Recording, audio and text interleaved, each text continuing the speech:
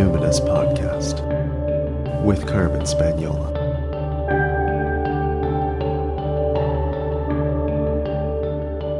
Hi there, and welcome to the Numinous Podcast, where we have interesting conversations with everyday folks about the mystery of life. I'm your host, Carmen Spaniola, joining you from the lands of the Lekwungen-speaking peoples, the Songhees and the Esquimalt First Nations, recently known as Victoria, BC, Canada.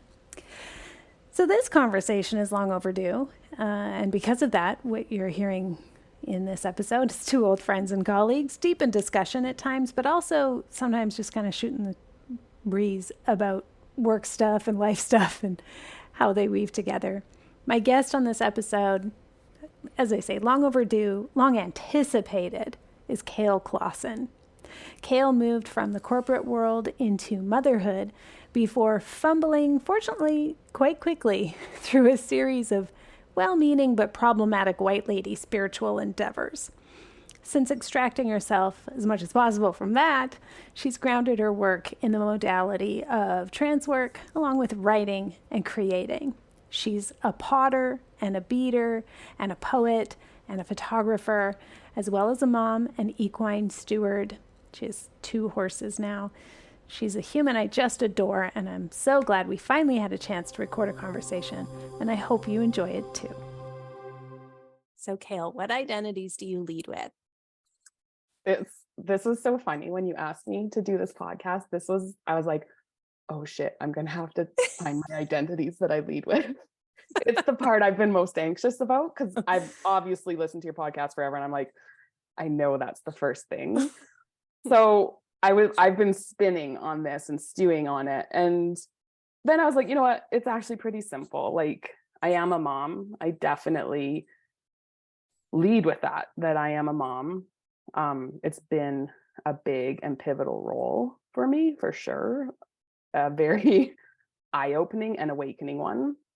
I also, what I wrote down on my notes for this was that I'm a living, breathing nature fan account, which which is animism, but I always sort of, part of me is like, ugh, when it comes to a word sometimes, where I don't, and then I was exploring that. I'm like, why is that? But we don't need to get into that. So yeah, animist, a creator. Which I was like, is that an artist? And I don't identify with artist, but creator. Mm-hmm. And then also just in process. I feel like that's probably one of the main things that I often lead with, is that I am in process. Yeah. That's one of the things I really love about your Instagram accounts, is you let people see what's in process, and also it is like very soothing and therapeutic for those of us who just like nature porn, and like horse porn. Yeah. Stuff. It's like, my goal. Yeah, it's very nice. And I can really relate to what you say about, like, I don't identify as artist, but I would as creator. Is there something like textural or manual about that, or is it more conceptual for you? Like, what's the difference between the two? I think it's probably more conceptual. It's more like my own belief systems. And artist to me is very trained. There's an element of like precision and technique. And interestingly, when I think of artists, I almost always think of painters. Like, it's you paint if you're an artist, and it just feels like it's something that is very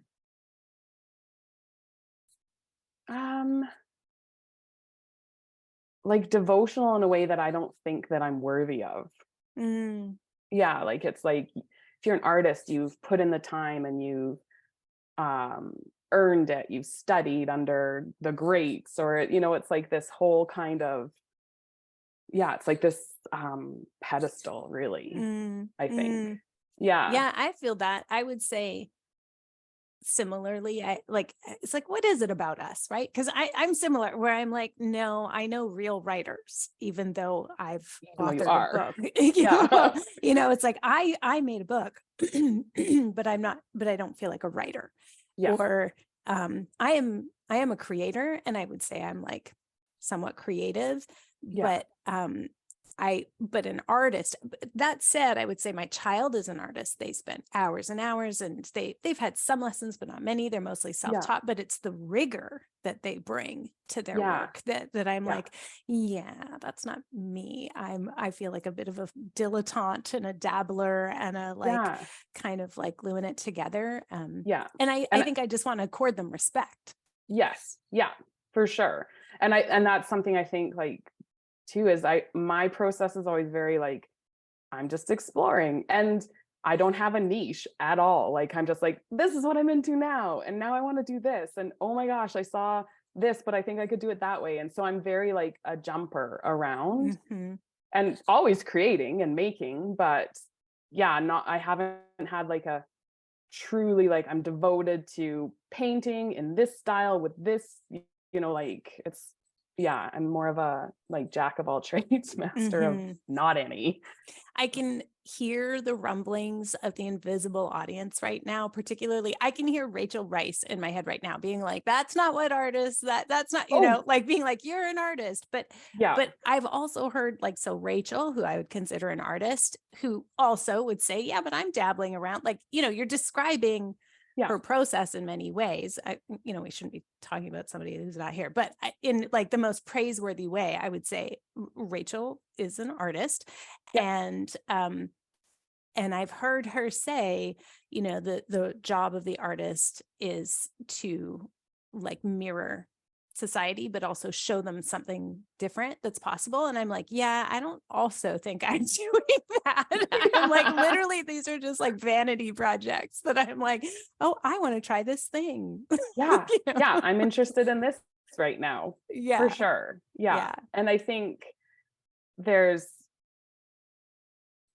often have that conversation in my own head of like, but you are an artist, mostly because it's a way of like confronting my belief systems around like, you're not worthy of this. Why are you doing this? Don't put this out there. So I'll have those conversations, but I still always comfortably come back to like, you're a maker or a creator. Like, yeah.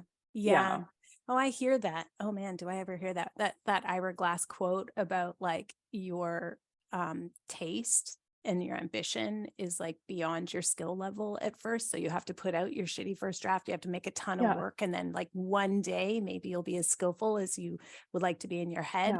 And so you have that killer taste. You have killer taste, Kael. You have killer taste. And so and so I get that idea of like, I will do what other artists do and I'll take their advice and I will like be generative. But I hear you about needing to confront the inner dialogue of like, everything is just your shitty first draft, even the thing that you've created. It's like, but it's not as good as my ambition is reaching. So I hear that. We're in this together. I feel perfect. Okay. Well, thank you for grounding us there in that identity. Can we go a bit, I don't know if you would consider this ancestral because maybe it's very random, but can you tell us a bit about the origin of your name Kael, spelled Kael? Yes. So funnily enough, it is very random, but it is also turns out ancestral. So my name is Kael. It is Celtic. It means mighty warrior. And before I am not so young that I've always had the internet. So growing up, people would always be like, what does your name mean? Where does it come from? And I'd be like, I don't know. Like, I don't know. Because my mom was like, I've asked her so many times, like, how did you find the name Kael? Where did you pick it from? Like, and she's like, it just came to me, like, just out of thin air. And she always does this hand gesture. And I'm like, okay. And then once there was the internet, I found out like what it means, that it is Celtic in origin. And then later on in my life, I did the DNA test and found out that is like so my DNA, the way they break it down is from, it's all like the Netherlands and particularly Friesland. And so there's this whole Frisian, Celtic, pagan, North Germanic element to it. So I always have found in my family, I'm for sure the black sheep, and I'm the one that doesn't make sense. Like my siblings are all like blonde, blue-eyed, short. I'm pretty tall, especially for a woman. Dark hair, dark eyes, this weird name, like, but then I really do also, being witchy, being into the magic, being into ancestral wisdom and connection, all that. I'm like, oh, it was like, it's all come together full circle. Yeah. Yeah. So that's my name. Yeah. Okay. I'm just going to confess, it surprises me to hear that you are a tall woman. We've known Really? each other on the internet for a long time. Yeah. And we're the same in my I mean, head. I'm not, well, How you're tall are you? tall. I'm 5'8". You're 5'8". Wow, what a glamazon. I would like to be 5'6". How tall are you? I'm like 5'5", 5'5.5". What? I Okay, in my know. head, you've always What? been a very tall woman as well. Yeah. Wow. You That's so okay. This is funny. so good that we know this in case we ever see each other in person, because that's always my first thing is like, oh, that's Yeah. how tall you are. I would have been like, what? Yeah. Maybe it's like, yeah, yeah, I don't know why I'm just like projecting that like same onto Yeah. us. but it thrills me to know you're 5'8". Yeah. Yeah. Which I mean, like, it's not crazy tall, but it's above average for a Yeah. woman. Yeah, no, for sure. Yeah. And so thank you for clarifying when you say Celtic, what you mean. That's not a word that I use very often because it's been so associated in kind of neo-paganism and sort of like popular, I'm going to say white lady spirituality, that it means Irish or Scottish. And of course, what you've just described, just for listeners so that anyone's confused, Celtic is not a national identity of any kind. It's like a language group that originated pretty much exactly what you're talking about. It's like an European language group that migrated and like ended up in kind of north of France and moving up along the coasts and into Germania, and then eventually got to England and Scotland and Ireland. But when you're talking about Celtic, you're talking about more of that like Germanic root. Yeah, for sure. Yeah. That's great. Thank you for clarifying. Can we talk a little bit about like white lady spirituality? In a bio that I've read of yours, you have admitted to, or like revealed, I don't know what's the right word or framing for it, but just I like confessed.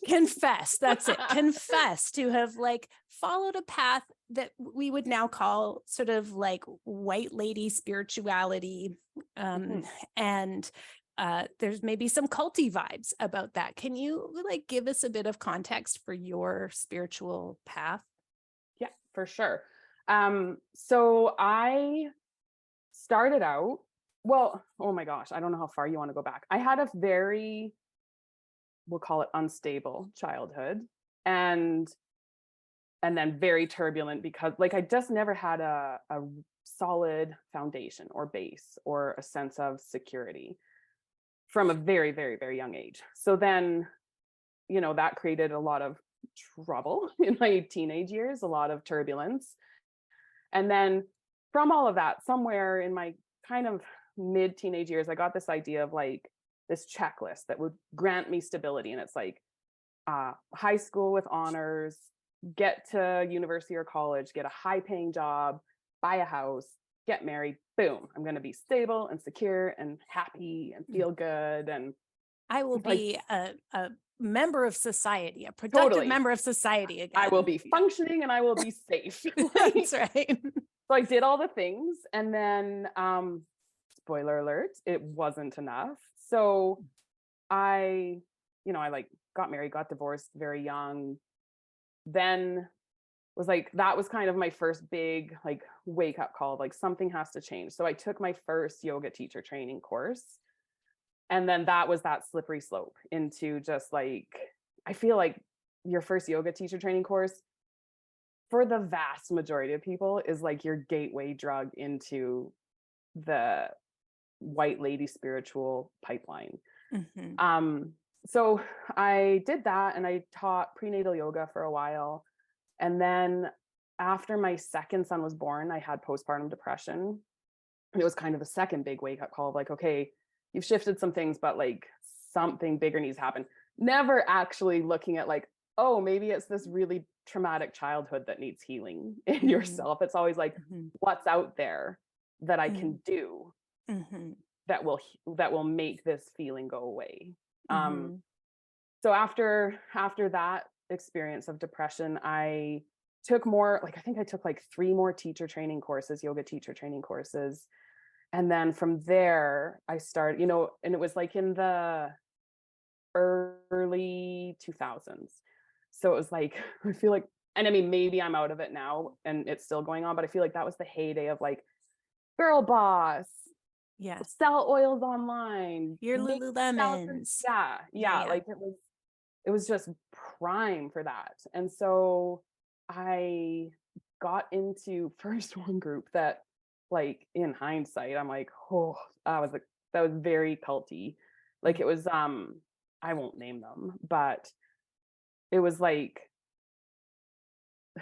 it was this lady said she had this near-death experience, had an out-of-body experience in that, and created this program. And it was all about energetically measuring people and being like, these are your, I can't even remember the terminology, but like, these are your 2 areas where you're in your light. This is the one where you're in your shadow, figuring out how to work with all of that.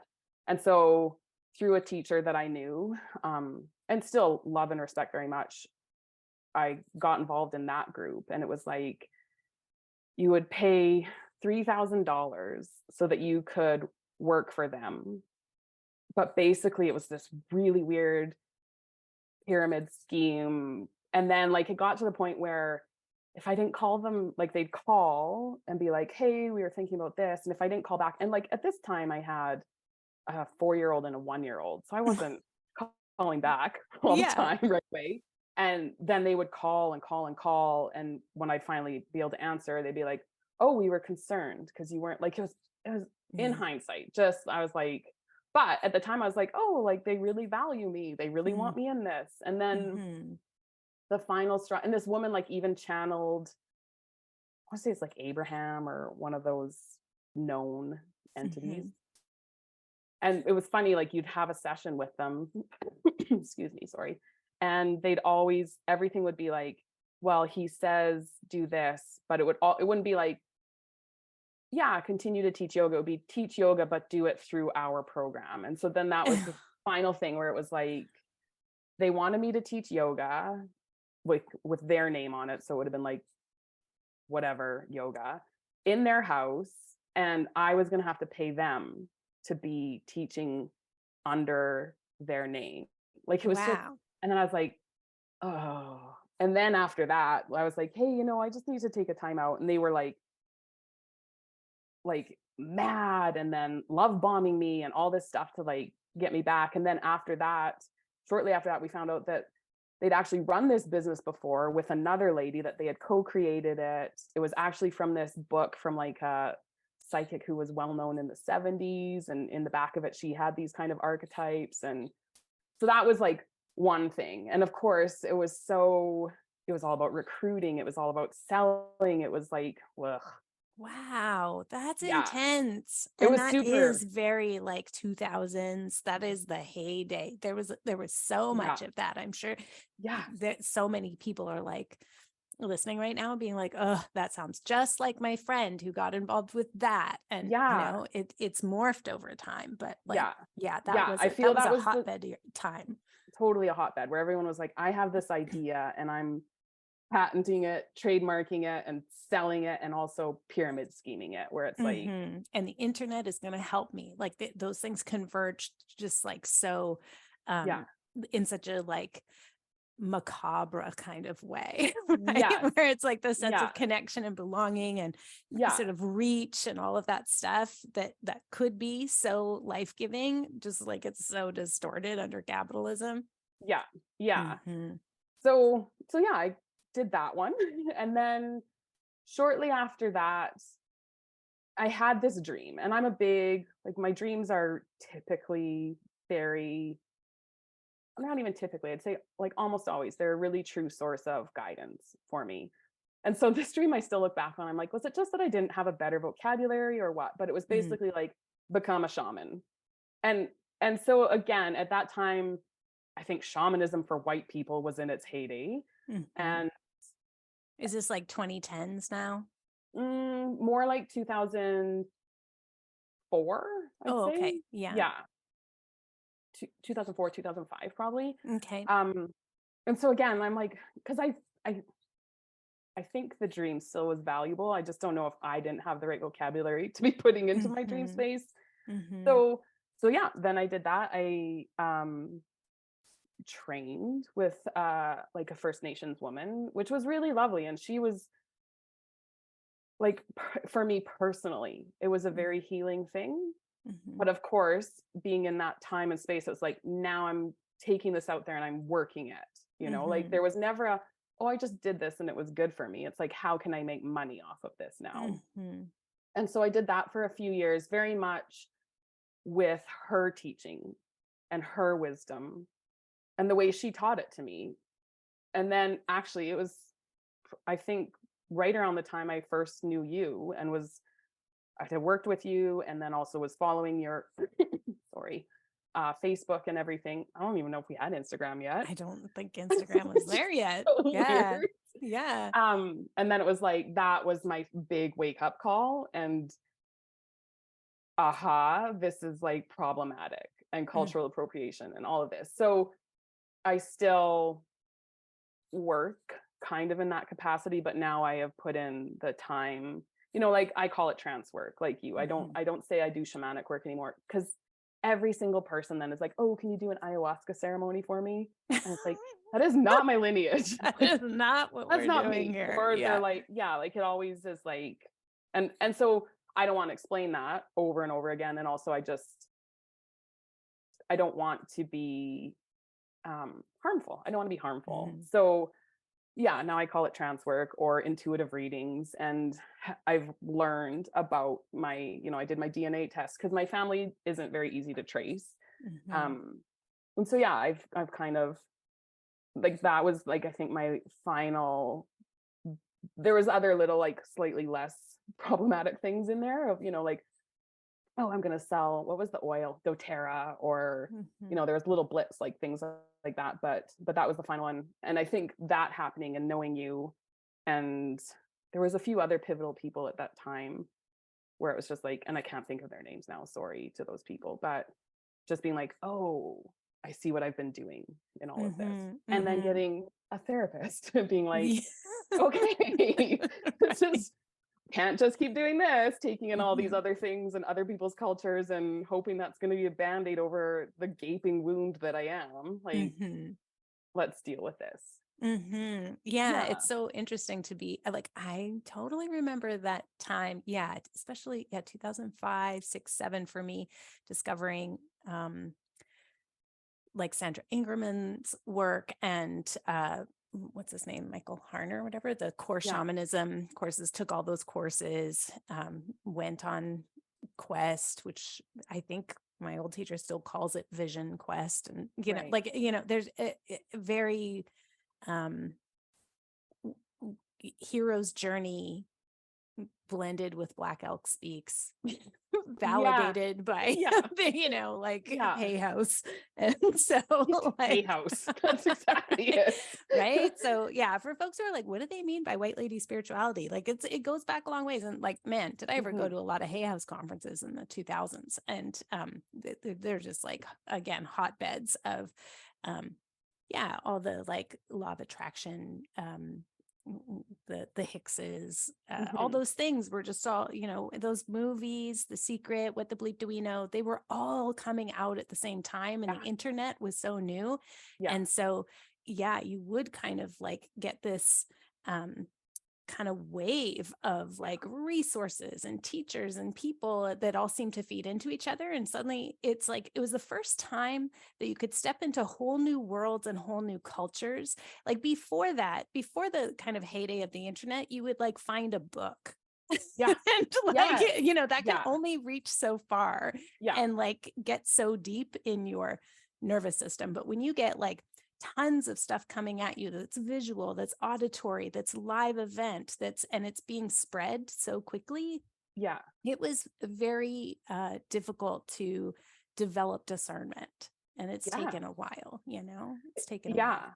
And it was, I think there was like an element of possibility and excitement in being like, oh, I found this thing that kind of worked for me. And then you would Google and find like 10 more options of like, maybe also this one. Like, Yes, yeah, it it's just, so and true. the bypassing, it was Yeah. very much just like, why get a therapist when I can just keep, or I mean, maybe therapy's not for everybody, I didn't but even like, think of therapy at the time, Kael, because this seemed because you like could just keep looking it was for a new answer. exactly, and it didn't seem as Yeah. expensive. Therapy seemed like stuff that like coastal people with high incomes did. Therapy was like stuff yeah. that people who watched Woody Allen movies did. Yes. That's not what my working class family had ever had No. in the realm. They didn't even watch those movies with me, Yeah. like Yeah. Yeah. yeah, it's taken a while. It's taken a while for sure. Okay, so you've described the gaping wound Yes. and how that, we can see the constellation, right? There's instability in childhood. It is somehow also managed or coped with, I imagine, through creativity, imagination, potentially some dissociation there. The idea of like wanting to leave this plane through trance work, through exploratory, altered states, through like seeking healing. These things seem pretty common, but also one of the threads that ties them is being very sensitively attuned. Mm-hmm. And so these things are all gifts, but they're not without their challenges. That acute awareness of not only your pain, but like the pain of the world, and the ability to track the patterns of, now we call it trauma. At that time, we might have just called it core wound or something. Today, what would you say is the hardest part of being a really sensitive soul for you? I think this is like maybe a really simple answer, but it's just knowing that every single day something's going to break my heart. Like, and I'm not even, exaggerating when it's like every single day there's something there where I'm just like, oh, and I feel it so fully, it's like this ache and this deflation and just absolute sadness at least once, pretty well every single day. I think, it's a hard thing to brace yourself for. And I think for a long time, that's what I did, was I braced myself for it or against it. And now I'm getting a little bit better slowly at being like, okay, this is going to come and that's okay. And I have tools and I have ceremony and I have things that I do depending on what it is in that day. But knowing that it doesn't last forever. Because I think that used to be a big thing where it's like, this broke my heart today and I can't move past it, or I can't let it go, or I can't stop wondering what I could do or how it could be shifted or completely kind of bypassed again. So I think that's what comes to mind there. Are you scared that it's going to last forever because you've experienced this for so long? Like, have you had this heartbreak since as early as you can remember, when you were a little kid? Yeah, absolutely. Yeah. And that's funny. Like, I just had that conversation with my therapist like 2 weeks ago, where it's like, if this has been the first 42 years of my life, like, why do I keep going? Because the pattern and what I've seen and what I've experienced, and it's hard, like, and so, she's like, well, that's why you're here, and we get the tools and we figure it out, and we heal the trauma. Like, she calls it ART, which I don't actually even know what that stands for, but it's like this hand motion. It's kind of hypnotic, and then it's reprocessing scenes from childhood and things like that. So yeah, it's hard to stay. It's hard to stay, and it's hard to be hopeful, I find. Mm-hmm. Mm-hmm. Yeah. That's a fundamental question. Hey, I work with this question with clients one-on-one a lot, especially if they fit a certain kind of profile. Like my back of the napkin is like, we can kind of smell our own. So we're like, Yeah. Yeah. so I have this like back of the napkin around that spiritual abandonment wound is what I used to call it. Now I might Mhm. call it a different thing, like an attachment wound or whatever, but it is some people call it existential depression, whatever. There's different names for it, but it's like Yeah. where your core attachment rupture is even before your family of origin. It's like being born in the first place. So there's like some sort of telltale things like, yeah, if you experience like acute depression with suicidality or self-harm or those kinds of things, if you had near-death experiences, if you've had out of body or easily have out of body, like very vivid dreams, lucid dreaming, that kind of stuff, if you're the black sheep in the family, Yeah. if you're chameleonic, where it's like lots of people know different faces of you, but no one person knows you in your entirety. Like you can style flex pretty easily. There's like a few more things, but it's like, here's my back in the napkin. And if that happens, it's like, okay, so first things first, the sense of like being, I don't know, like exiled here on the earth plane. And maybe there's some like rupture or like a disorganized attachment where it's come here, go away with spirit or God or creative life or source, whatever you call it. It's like, on the one hand, I'm pissed because I'm having to suffer all the time. And on the other hand, I love you and I feel part of you and I feel connected. And that feels like my home place, right? So it's always like, okay, so here you are now, you're part of source, and you as one tiny little ember have like come away and have incarnated, and you have to decide, do you want to be here? Like that's kind of, it's like it's a choice. It's like a very conscious choice. Do you want to be here?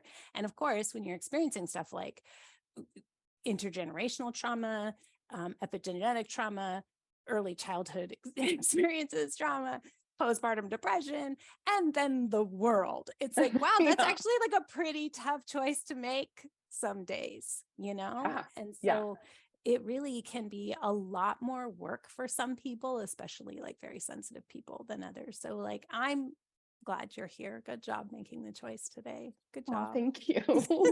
Yeah, it's hard. It is hard. And it's funny, like that's ultimately the thing is like every day that I continue on, I'm always glad. Like, and that's, like on the really hard days, that's what I anchor to, is like, last time there was a really hard day, you were glad that there was another day. And and I think that that's just, I'm sure that oversimplifies it. Like if I was a psychiatrist listening to this, they'd be like, but ultimately that's sort of like the very kind of foundational piece, is just that reminder for myself always of like, you were glad that there was another day last time. So why, let's see if this time's the same. And then just being much better about getting things in place, having process, having things that honor what breaks my heart, I've found has become really important. So then it's not just something that happened and then it's done. It's like this, having a way to honor it is, I don't know if that's meaning making or if it just soothes in some way or what it sounds is. Like both. I mean, it sounds so valuable because, like you said, otherwise it's this thing that happened, and it's not even that it's done. It's that it goes into the soupy quagmire of shit, this cesspool that is just like, oh my God, I don't want to live beside us in a cesspool anymore of all this, like these shitty things that are just so full of anguish and break my heart and hurt everyone, So it's like meaning making, soothing.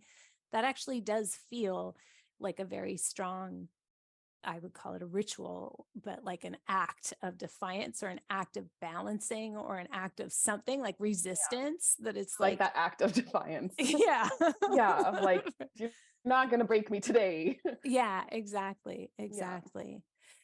How much of your time in like healing, or maybe it's not so much time, how much of your energy would you say is bound up in like intergenerational trauma and healing? Like, in other words, how much of your own personal healing do you think is actually ancestral healing?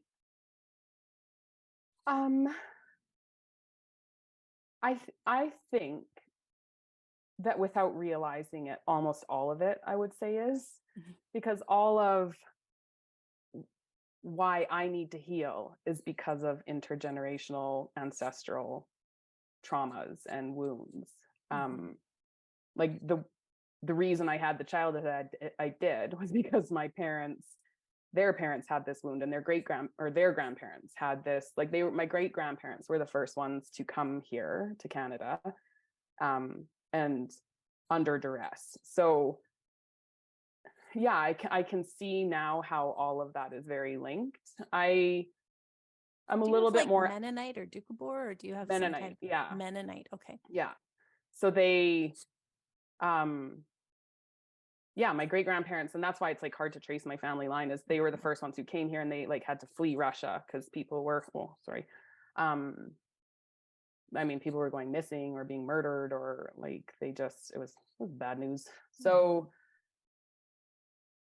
and it's funny, like there's that element of it, but then the Mennonite religion even is very passive. It's a very, like, as far as a religion goes, people are always like, well, what makes a Mennonite different? I'm like, well, like we eat a lot and well and work hard and are pacifists. Like that's kind of as best as I can define it, different from any other kind of Christian religion.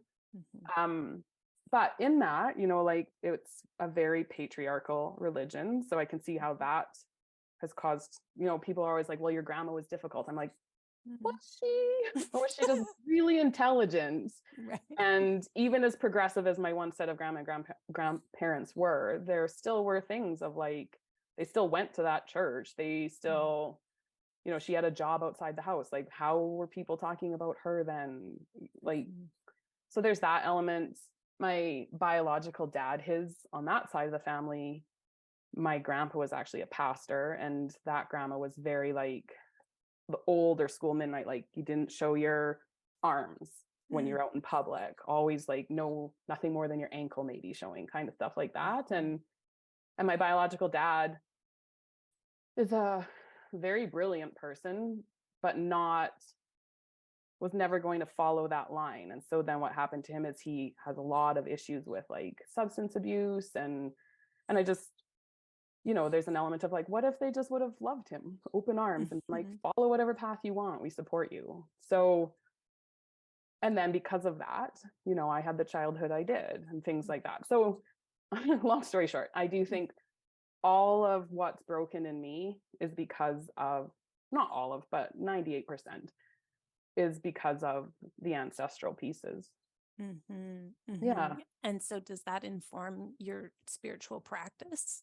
Like, is that like a daily, occasional, anniversaries, deaths, that kind of stuff? Like, how much does it inform what you do for your own personal spiritual practice?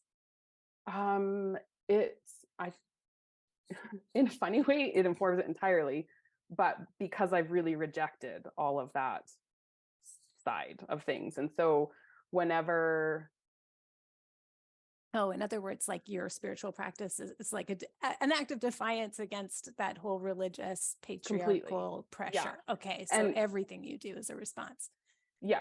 Yeah. And it's very much like it's reclaiming what is actually a spiritual practice. Because I found growing up like that and seeing that there would be a lot of, we're the good Christians, and that these people were shaming. Like I remember feeling such shame going to church. I'm like, why did I feel like that when I was a little kid already, that I wasn't good enough? And how are these the good Christians? That's what a small child was feeling. And even the grandparents on the one side of the family that were kind of more devout, like when my parents finally did get divorced, that grandma, I know she loved us in her way, but like, instead of being like, what do you guys need? How can I care for you? She would be like, you should watch Billy Graham, who's like an evangelical, like, like that might give you meaning in your life. And I was like, oh God, kind of. So yeah, I found like, it is definitely this act of defiance and just a really true, like I again, back to my good white lady spiritual days, I did a lot of ceremony, ritual practice that was like, this would look good if someone was watching it. I had the right crystals. I was burning the right herbs. I was, And now it's always coming back to, how authentic does this feel? Does this feel like something that's really true? Really true to me, not, oh, I saw this somewhere or it's tied into this. And so like something I've come back to recently is prayer. For a long time, I just did not pray because it was very tied up in church, and not being good enough. And so, but I missed it always. And so, yeah, it's finding this way of like, okay, now I have prayer again, but it's very much reclaimed for me. Yeah. That's so beautiful. That's so relatable to me because the first structure I think I ever experienced around my natural spiritual yearning and like reach, I was always reaching and exploring and curious. But it was only through going to, Sunday school with friends, who had religious backgrounds that I could find some structure. And prayer was so beautiful to me. I think as somebody who has quite a lot of clairaudience, the cadence, the rhythm, turns of phrase, and hallowed be thy name has been such a phrase that I love, but it's so associated with like a kind of old white dude in the sky. And so it's taken me a long time to be able to, like, well, as Mary Oliver would say, like, let the soft animal of my body love what it loves. And I love starting just the natural way it starts for me is Great Mother Spirit Creator. Thank you for safe passage, or no, hallowed be thy name. Thank you for safe passage through the night. That's like the first thing that goes through my head every morning. And when I'm doing like public prayer, if I'm like leading something in a group, I'll say Great Mother Spirit Creator as my invocation. I will skip the part in my head of hallowed be thy name. And then I'll just like go on to the next thing. So I'm like, it's so bound up in that patriarchal, institutional, religious context that I don't want to like shock and like dysregulate people with that. But it's so beautiful to me that like your name is like hallowed and holy and sacred. And that phrase just rolls so beautifully. So I also have prayer as something that's like a pretty daily, very small, and like nothing really even comes after that. It's like, that's it. That's my whole, and I have like a messy altar, and it's not as good looking as it was in the 2000s around here. No, nothing is. But I do still like to put pretty things on Instagram because I love Instagram, and I also am a lover of beauty, right? As a creative person. Absolutely. And like I used to have a photography business, and so when I went away from my like, this was all for show, then I kind of had to have this like reckoning where I'm like, but you still love beautiful things and you still love photography. And so it's okay to still be doing that. Just skip over like any part that's appropriative or bypassing, or like that was the problem, not the pretty picture and the beautiful items. Like, oh, I love that. Yeah. I find there's like a difference between inspirational and aspirational to me. Like aspirational is so graspy, but I look at your feed and I'm like, oh, it's so inspirational. It's so beautiful, but I'm not like, I want to be just like that. Well, I do want to have a horse. I want to have horses for sure. Of course I want to be like Kael, but it's not in a way that makes me feel less than, or like I couldn't do it, Which I think I've never had words to that, but I feel like everybody that I follow on Instagram now is very, for a long time, it was all, who's the coach, who's the whatever, what's the prettiest. And now it's very much that, where it's like, I'm inspired by these people. And I don't feel less than. I feel like they just, somebody recently on Instagram actually shared where it's like, rising tides lift all ships. And I was just like, that's perfect. Like, that's exactly it. Like, if we can all lift together. Like, when people feel less than on Instagram, I'm always like, you aren't following enough hashtag sheep of the day. I'm like, you need to follow hashtag goatstagram. You need to follow hashtag farm porn. or Yes. whatever, like just whatever Yeah. is your thing. You need to Kittens. just go. Yeah, kittens. You have to just go. I also follow Bunstagram. And so you get a lot of Ooh. rabbits and people who make cool, messy bun tutorials. And sometimes Oh, cinnamon buns also come up. So I you follow, get like you the need to go into the trifecta. you find a hashtag and like one day just go and follow all the fun hashtags. And then your Yeah, feed is going to get to start. So you got to reset your feed if you're feeling less than on Instagram, because totally. you're missing Yeah. out on cinnamon buns and baby rabbits. Yeah, on the good stuff. Yeah. So, okay, coming back to being a creative person and the places we find expression, would you say your healing journey, that this working through the trauma, is more of a help or a hindrance to your creative process? um, I would say, depending on the day, is where I land on that. Like, Mm-hmm. I do it because I need the help of working through things. Like, that is for sure where I always create from. And when I first started, it was like, I just need an outlet. So yeah, I think it really does depend on the day, like where I'm at, and um just sort of where I'm landing in my own mental health. And knowing that about myself, I try now really hard to always, sometimes I'll just be like, I'm just going to get my hands in the clay and muck around and see where it ends up. But I also try much more now to be mindful of like, okay, this is how I've been feeling. This is how that could make me feel, like everything I'm doing is crap. And but like, let's just see our way through it. Or I'll meditate first. And again, my meditation process is vastly different than what it was 20 years ago. But it's starting to, I guess I'm having to grow through those things. If that makes sense. To meet myself where I want to be as a creator. I don't want to just be like trauma dumping into a piece of clay and then selling that on my store. Like, I want it to be like, I did this mindfully and with love, and because it inspired me when I was in the forest and I saw this, and like I try to bring all of that more to it. Like, I kind of rambled there, but no, I think I get it. I think also there's something about having like an inner mentor that's like, how do you want to show up to this process for the sake of the collective, right? So it's like, yeah, you feel like shit. You feel like shit. Maybe like a piece of shit, like there could be a like particular edge to it today. Yeah. That's not the place we want to create from. That's not what we want to put out into the world. And again, it's that like defiance or resistance to those messages of unworthiness or whatever, right? That's just like, this is not, I don't want to contribute more of this to the world. Yeah. That makes sense to me. Yeah. Okay, good. Yeah.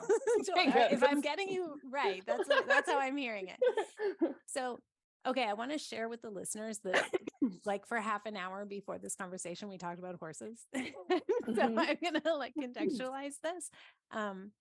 Still talking about healing and how you cope with the world. But I was thinking about your horse companion. I'm sorry, I don't remember her name, but she died last year, 2 years ago. I think 3 years ago now. 3 years ago now. It was before pandemic or early pandemic or something. Yeah. What was her name? Merkel.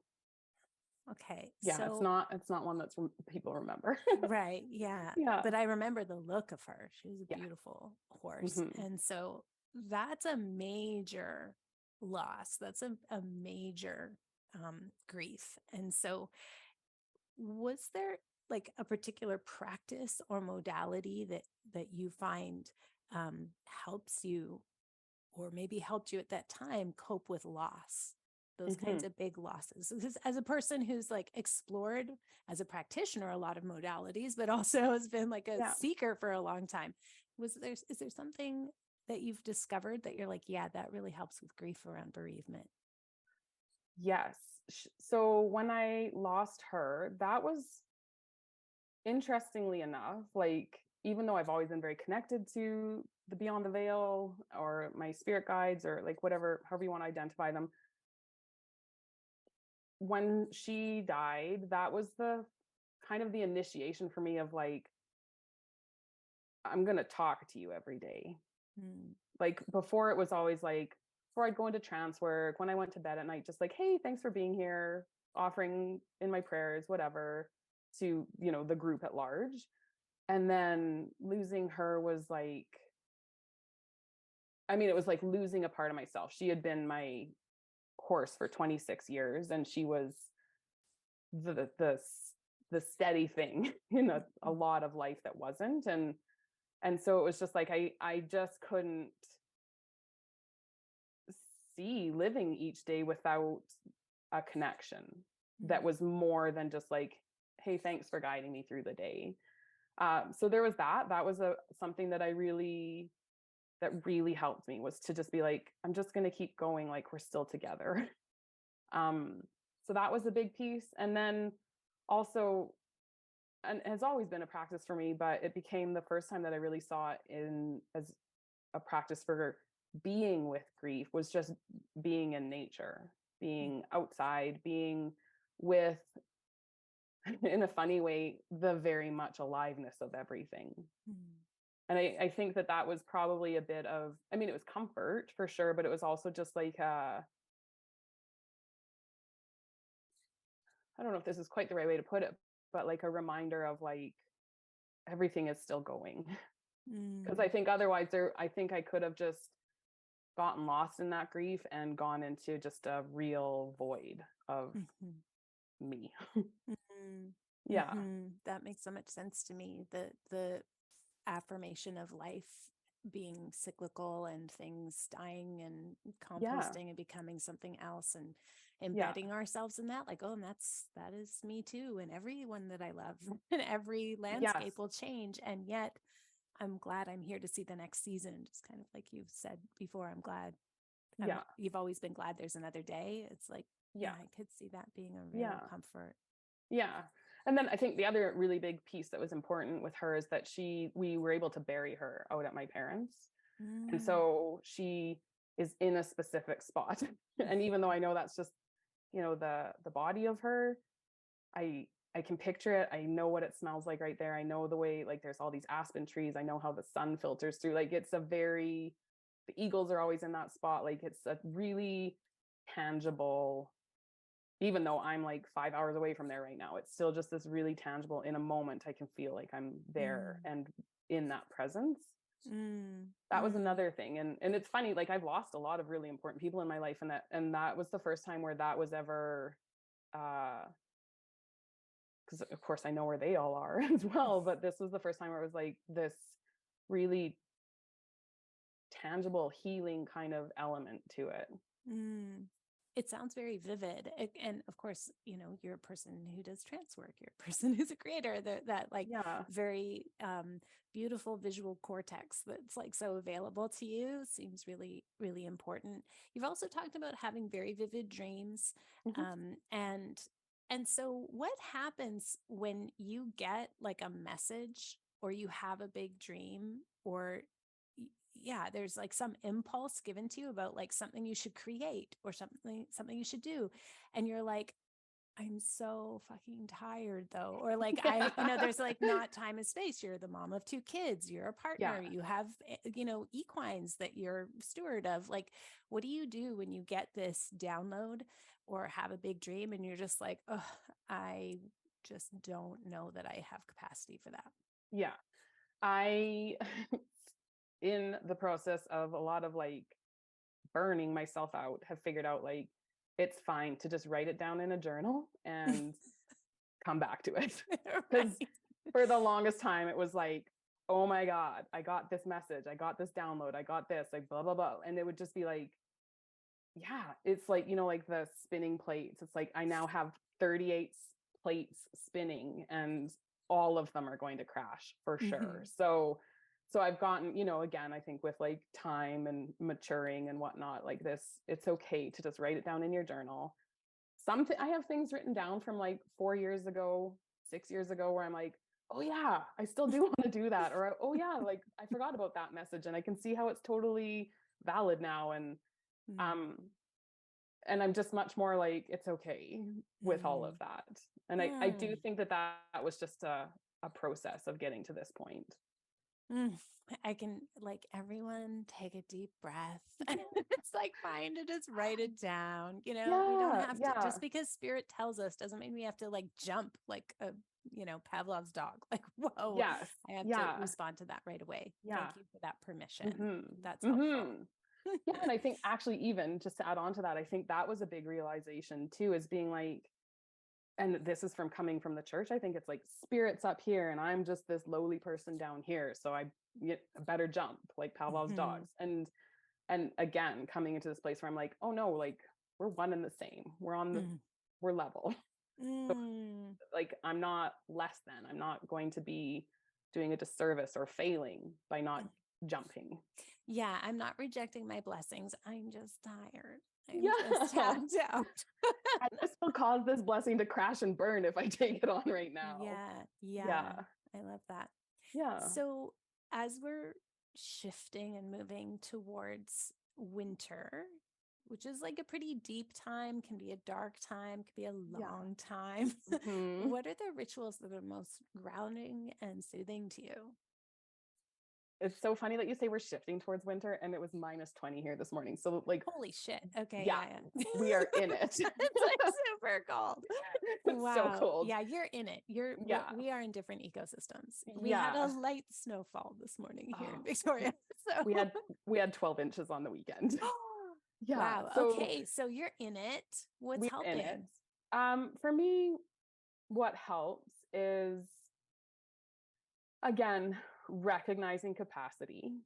And, I know that December for me is a month where I just need to be quiet and still and sleeping a lot, hibernation mode, and also outside. Like when we have the little windows of daylight, I need to know that I am outside and in a wild space with that time, like, because that's like what recharges the little that I am.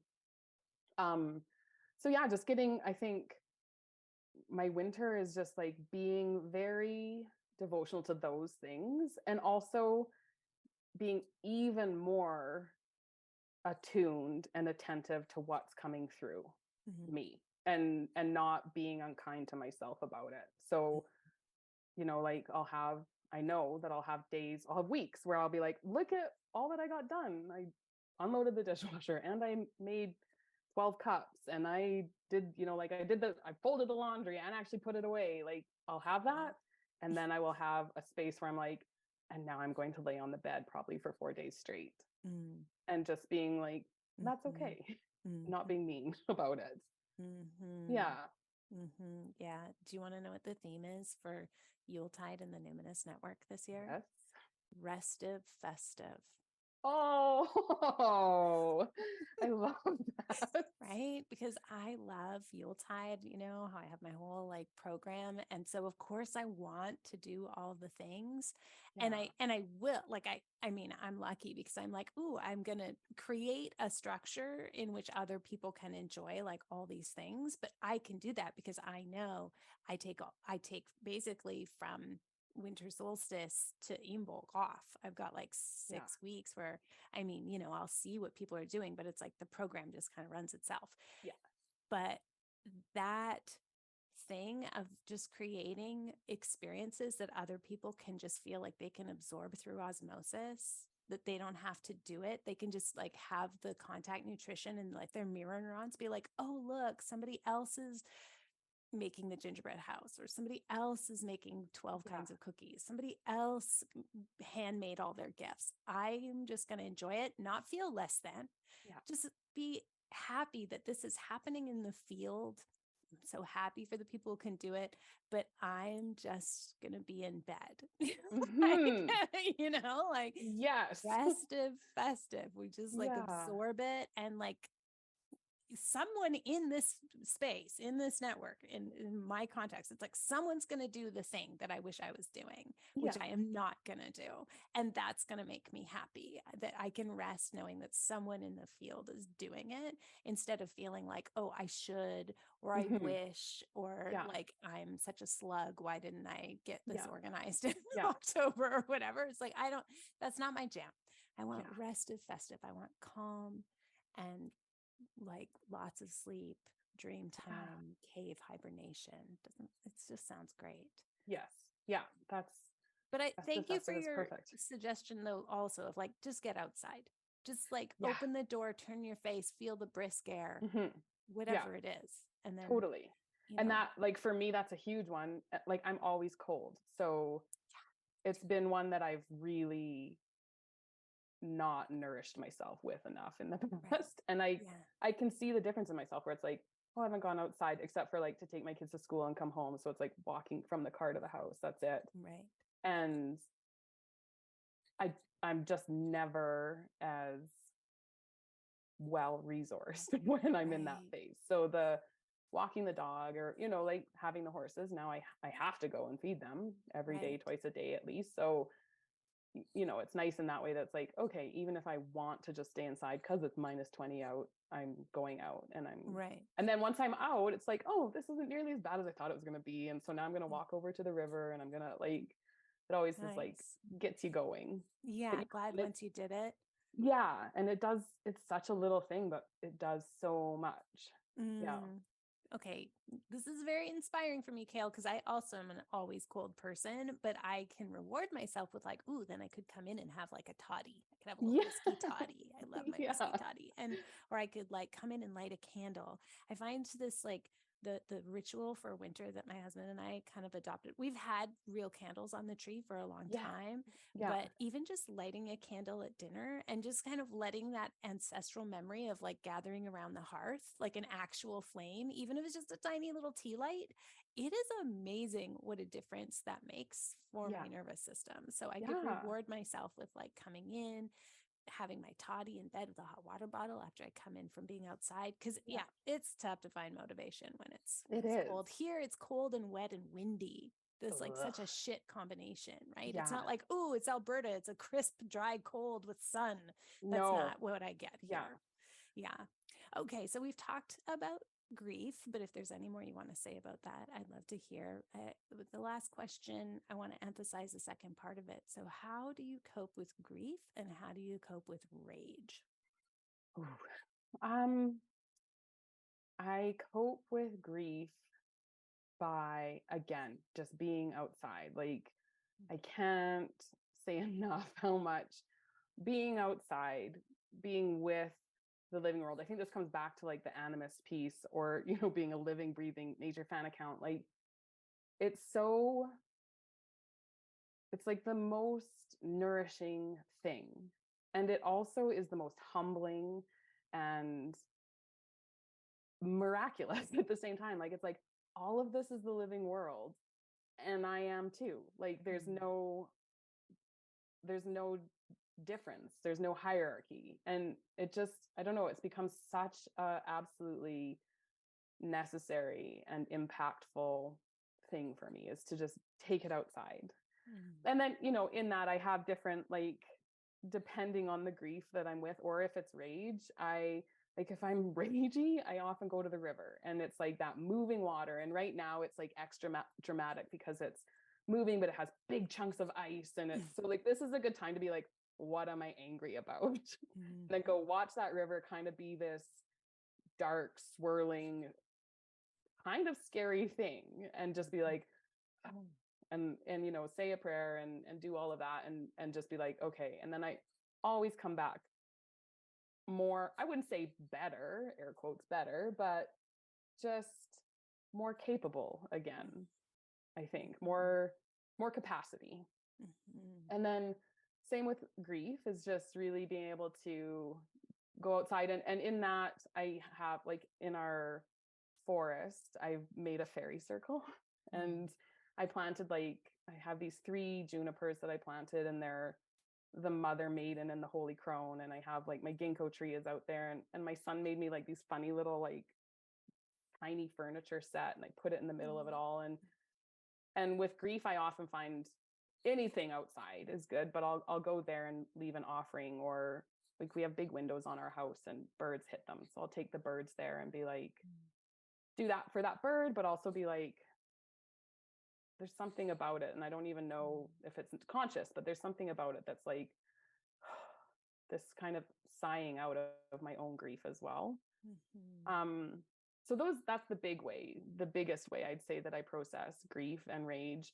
Writing has always been a huge, huge thing for me. Recently, from your Witch's New Year, I found out about, and I can't remember her name now, so I'm very sorry, but journal is altar. Oh, journal Erin Fairchild. Yeah, Yes. which I was like, so I've started following her on Instagram, but Amazing. I was like, that's just such a, like, journal is altar. I was like, excuse me, that's perfect. You know, sometimes you don't need to have a name to the thing you're doing, but sometimes it's really nice to be like, well, this is kind of what I've been doing, and now I'll learn even more about it. And so yeah, writing is a huge way of processing for me, and kind of figuring out, even because I find sometimes I don't know what the grief is even, or I don't know what the rage is, or it's just so broad, right? It's like colonialism, grief and rage, you know, but it's like, well, how do I do anything about that? And so just writing around how it's impacted someone I love, or how it's impacting me, or just stream of conscious journaling and being like, what's going to show up. Yeah, I'd say those are my two big guys. That's beautiful. Thank you so much for having this conversation today, Kael. Just like creating space to share these experiences and let people listen to. I've always felt really connected to you. I always really enjoy our connection, and it feels really cool to be able to share it with other people. And thanks for just showing up and being open and honest and yourself. You're just amazing. So thanks for being on the show. Thank you so much. And likewise, all right back to you. Isn't she great? I really enjoyed that conversation. It was just, beautifully flowing. You'd think we do that every week. We don't. But that's just how real and natural that connection is. You can find more of Kael's offerings on Instagram. So it's at Kael, Kael Klassen, Klassen, or at Liminal Roots Botanica. So that is her shop where you can find the beading, the pottery, sometimes there's altars, there's sometimes tincture type things, I think, or maybe it's been a while. Anyway, that's where you can get like a little piece of the magic. But I also think you should be on her newsletter. So she has very soothing feeds. Follow her on Instagram, but I also think you should be on her newsletter because her shop updates are like kind of random and sometimes very spontaneous. So it's just good to have all your bases covered. You might hear about it in the newsletter first, or you might see it online first. But, her little bunny grandmas, her grandmas that are animals and plants and things that are pottery. I have one. It's so precious. I have a grandma rabbit. Follow the feeds. Follow Kael. You'll be so glad you did. Listener shout out this episode. It's so dear to me to be able to read your impressions of The Spirited Kitchen. It's only been out a month at this recording, and I read all the reviews and I really cherish them. So this is Nora, who posted on Goodreads. Nora says, "This book is absolutely beautiful. Truly, this is a work of intention, beauty, and heart. From the explanation of cultural appropriation to the photos taken from real events in her life, this book isn't just a way to get people to cook differently. It's a way for people to live authentically and mindfully in their bodies and their communities and their environment. It has powerful images, amazing recipes, extremely well-researched traditions and folklore, and there is intention behind all of it. I recommend this to anyone who is on Turtle Island but has ancestral roots in the UK and Ireland. White supremacy made immigrants give up their time-honored traditions and culture. This book helps us understand ourselves better while not taking from cultures that aren't ours. Anti-racist and feminist to its core, we should all be so lucky to have this book to gently yet powerfully guide us through what was hidden in our cultural DNA." Nora, what a very careful and thoughtful reader you are. You are totally getting me. And yes, for sure, if you have Irish ancestry, anything from England, Wales, Scotland, all of that for sure. Norway, Sweden, all the Scandinavian countries. There's lots in there as well. Netherlands, Germany, northern France, pretty much. Do you see where we're going here? We're following the Celtic route, aren't we? So, yes, all folks who have that in your DNA for sure. And not only though, not exclusively, right? Because what I'm trying to share in the book is about principles and techniques, not recipes necessarily. So yes, there's recipes, but it's a manner of approach, how to research, how to be in reciprocity and right relationship, regardless of your background or where you are. So if you like the Spirited Kitchen, my friends, it makes a great gift. Let me go back. Thank you, Nora. Thank you for your review. I super appreciate it. And I see you really taking it all in, and that touches me. Thank you. Yeah, the Spirited Kitchen makes a great gift, my friend, for new cooks or advanced cooks, for new witches or experienced witches, new animists or lifelong animists. They're all giving it 5-star reviews because I very intentionally did that. It is a melange that takes people kind of wherever they're at. If you're new on this journey, or if you have a more sophisticated understanding of the Wheel of the Year. Even people who don't really want to cook at all, but they're saying they really like the essays and pictures and the ritual ideas. They love it. Or people who are adventurous cooks, but they're looking, or they're enjoying this like more sophisticated understanding of the social, emotional, spiritual dimensions of culinary traditions and of feasting together, and or the implications living in a changing climate and environment. I mean, it's a broad spectrum of humans saying they love the books, what I'm trying to say here. Where can you find it?